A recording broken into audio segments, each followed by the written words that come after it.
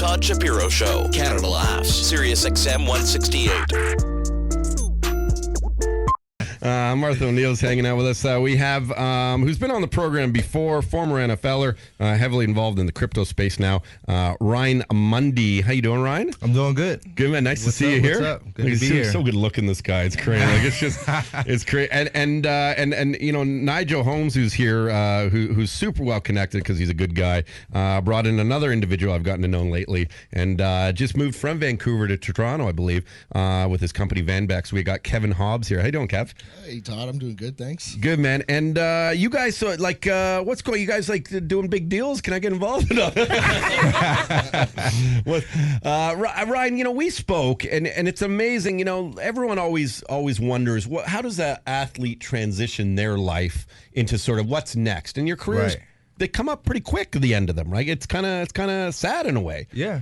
Yeah, it's well, my career wasn't quick. I played 8 years. Yeah. The average is 3. Is that all it is in the NFL? Yeah. That's unbelievable. Wow. That's average, right? So, you know, that's factoring in guys who played 15. So if we did like a median, it would probably be closer to 2. Wow, some guys are 2 weeks. Yeah. Some people say that about my radio career. Should have been that. Okay. But it's funny that you actually mentioned that, because I did a talk yesterday. And, you know, I tell folks what I've been up to since my retirement in 2016 into venture capital, private equity, and now fully focused on, like, crypto and blockchain. And they look at me and they see my background as an NFL player, and they're like, well, how the hell are you into these type of investments based off of what you used to do? And I say, well, it's not about what I used to do, but more so who I am. And using those intrinsic characteristics that allowed me to have a sustainable NFL career. So, like, you know, hard work, discipline, grit, toughness, focus, being intellectually curious, and just downright working hard, you know, reapplying those attributes into a new career. And basically that's what allows me to transition in from running into folks to, you know, evaluating blockchain opportunities. So it's been very cool. Wow. And, you know, one of the things, too, I'll never forget, I saw Tom Brady once on David Letterman. I talk about this often on the show. And this was like 15, years ago when Brady first got in the league. And the way they talked about plays and playbooks, and I saw Letterman with, like, the utmost respect going, like, this is far beyond just athletic ability. There's so much brain power there that people sometimes forget, especially what football players possess, don't they? Right. Yeah, it's a highly strategic game. Right, a lot of folks just think we just show up on Sundays and, you know, grab ass and run into each other, right, that type of stuff. But there's a lot of strategy that goes into the game. There's a lot of work that goes into the game. There's a lot of things that go on behind the scenes that no one will ever know. You know, when we're talking about from the weightlifting to the film study sessions to the game planning, you know, all of these things matter and factor into the outcome of whether or not we'll get a 4th and 1 or whether there'll be a turnover on downs. So there's a lot that goes into it, and you know, it's high stakes. And we were talking about it on the ride over here. It's much different than the NBA or MLB, where you have 80 or 100 plus games to work with. In the NFL, it's high stakes because there's only 16 games, and every week matters. So it's literally, quote, any given Sunday. Before the 4th and down and stuff, Martha, how many ladies were just so turned on by all of that? Yeah. Working out. You know what? In Canada, we were more of a hockey country and baseball, and so I haven't really followed football that strongly. I'm sorry. You're missing out. I know. I tried, but and then I married an Irish guy who's all about rugby. So when we do anything, it's rugby. So. Yeah. Comparable though, right? Yeah. Or a rugby player's just nuts.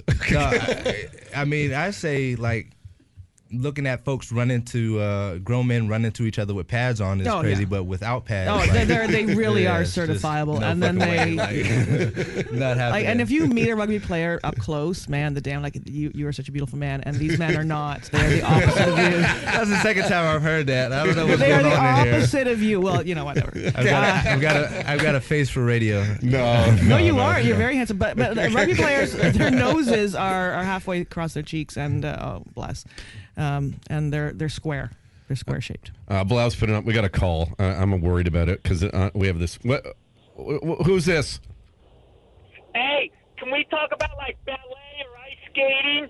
Football and basketball, they suck. All right.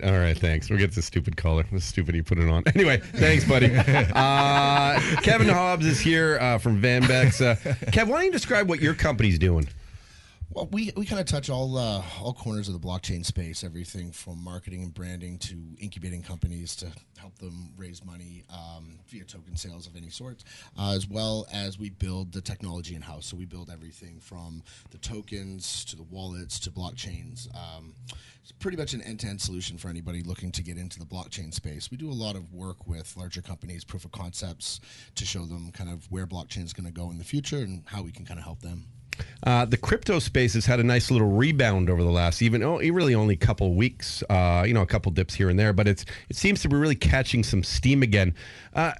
This stuff's not, I mean, in my opinion, it's not going away, but from, your opinions, you know it far better than I do. It's not going away, is it? No, it's here to stay. So, I mean, we've had a rebound, in my opinion, for a couple things. We've had a barrier to entry problem with a lot of new token sales, like the Telegram sale, not accepting crypto. And then, so that creates no demand for Bitcoin or Ether, where you used to have to buy Bitcoin or Ether to get into any token sale. Now, when you want to get out of those tokens that you just bought without having to buy crypto, you now have a double spend, which has kind of caused a dip in this market, along with all the taxes that just ended in the U.S. So about 15, 16 days ago, I kind of saw the first uptrend in the market, and it's been just taking off ever since.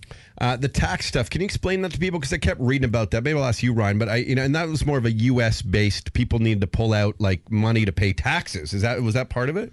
Yeah, definitely, and I would probably not be the right person to ask about taxes because I'm still going through it right now, but just thinking about capital gains where you make a lot of money in a very short period of time and you're not liquid enough to cover the taxes for that year, so you have to sell off your tokens in order to pay your tax bill. Interesting. In short, that's what makes sense to me. No Canadian comedian has ever said that, ever. Maybe Russell Peters. Well, we're talking about money. Okay. What is this thing we are speaking of? Crypto, I'm sorry, I know nothing. It's like Dungeons and Dragons. Do you have any questions? I mean, it's but I mean, like, I think it is technology. Everyone should. Yeah, okay. I mean, okay, so tell me who's an idiot. I'm sure there's most of Todd's fans are up on it, but I'm not. So I know it just seems like magic what you're doing. I just like. So I guess that could kind of be said about like the early days of the internet, right? Okay. Like you send emails every day. Yeah. You probably use a server like Gmail or something to do it. But you wouldn't know, or most people wouldn't know, how to code up an email if they said, here's an SMTP server. Okay, now you've already done too much. now not too much? Yeah. Okay, so let me try to make it a little bit simpler. Everything we do online is about transferring, storing, and securing information. Okay. No matter you send a picture, you're sending information. Okay. Blockchain technology is just a better, more efficient, safer way to do everything that we do already online. Okay. It's going to make your life a lot easier, save you a lot of money, and enlist trust into the internet. So you'll be able to trust everything that you do on blockchain. I just don't trust nothing. Because there's been so many. Well, just look at the U.S. and Russia and the hacking. I mean, is there any way that something's hack-proof? Well, the blockchain is not hack. You cannot hack the blockchain.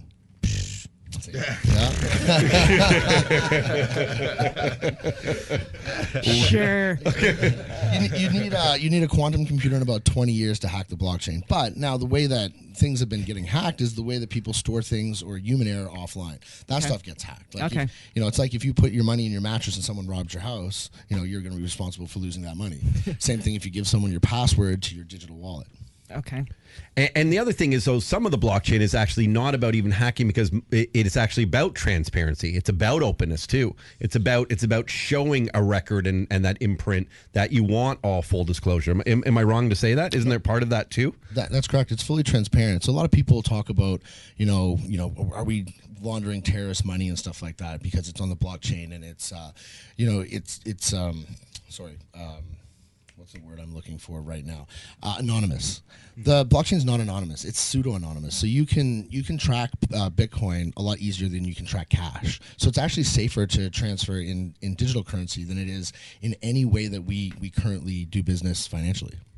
How do you liquefy it, though? Like, I mean, like I can't buy a house with Bitcoin. Yes, you can. I can? Yeah, there's houses here in Toronto and in Vancouver for sale for Bitcoin and other places in Canada and in the States. What if I want to buy milk at the store? You can. There's a convenience store downtown by where I just moved on Bay Street that accepts Bitcoin. Really? And they have an ATM in the store. So you think this is really okay? I'm gonna learn more. I'm gonna learn more.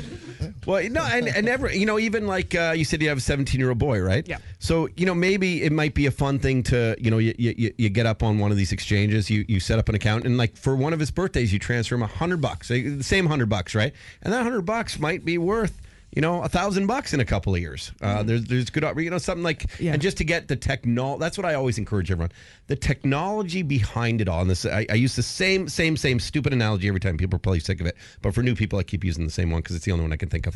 So it's just that, like, try and understand it, right? I think is that Ryan? I mean, is that the best way of saying it to people? Is try and understand the technology now before there's still like a 80-year-old out there who said, I should have learned the internet 30 years ago or 20 years ago, but didn't even bother, and they're still writing notes down as opposed to using Word. And there are people like that. Yeah, I would agree with that. I think it's not overly complicated, but there is some responsibility on the general public to go out and learn and read and educate themselves and say, okay, well, what is this Bitcoin? I've heard about it, but now I have to take some initiative and go out and learn about it. That is really just the approach that I took, because I literally heard about Bitcoin and cryptocurrency, and I kept hearing about it, and I'm like, okay, well, what's going on here? I need to figure it out. And then after you read and start to learn and just surround yourself with different resources, for me, the light clicked, and the light clicked really hard, and I went really deep down the rabbit hole. And that's not for everybody, but I think it is, particularly in this day and age where we have, quote, fake news and all these other outlets spreading information. Our consumption level is at an all-time high. Yeah. So it's not, my mom has said it to me, my dad has said it to me, my family members, et cetera, say, I just don't know about it. Well, that's not an excuse. And I'm not going to accept that as an excuse for them. I'm going to say, hey, well, go read about it, right? And I'll tell you, like, go check it. I'll send them articles, read about it. Because, the world is changing at a rapid pace. And to your point, you don't want to be grandma who had an opportunity. And no offense, I love my grandma. Thank you. But you don't want to be in that position where, dial-up internet is still going on, and you're like, I'm old school. I still want to write stuff down. While we have the opportunity to learn about world-changing technology, we definitely should take advantage of that. And you're right, it's really not overly complicated. Blau, you just did it. You just signed up and started trading Ethereum and Bitcoin and stuff. And you're loving it. You used a small amount, and you're having fun with it, right? He's a trader now. He's a trader. You're a trader, bud. He comes in here every day. He's so excited. It's actually really cool. I was there too, and I found out I am not a trader. I guess, Kevin, your best guesstimations, whether it's some, let's be honest, there's hundreds of coins right now. People should do their due diligence, though, obviously, and there's some of this cream is rising to the top, though, and some will do better than others, but learn which ones you think are best suited for you and what you think are most applicable. Is that well said? Yeah, definitely. If you're going to invest in anything, do your due diligence, just like you would in a traditional stock, right? There's thousands of these coins, and you do have to be careful. So you want to look under the hood, and you want to invest in things that you believe in.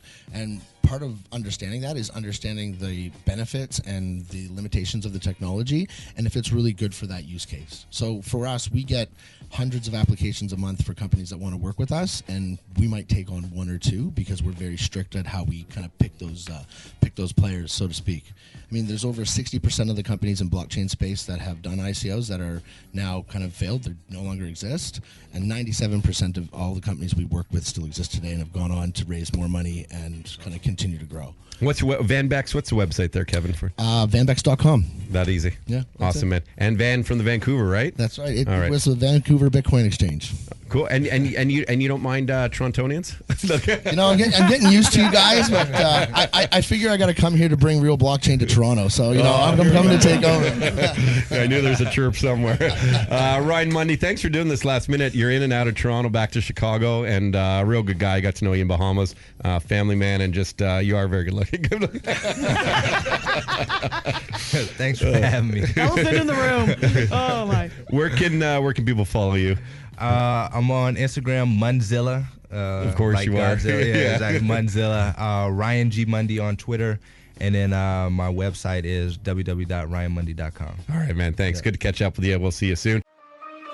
The Todd Shapiro Show. Canada Laughs. SiriusXM 168.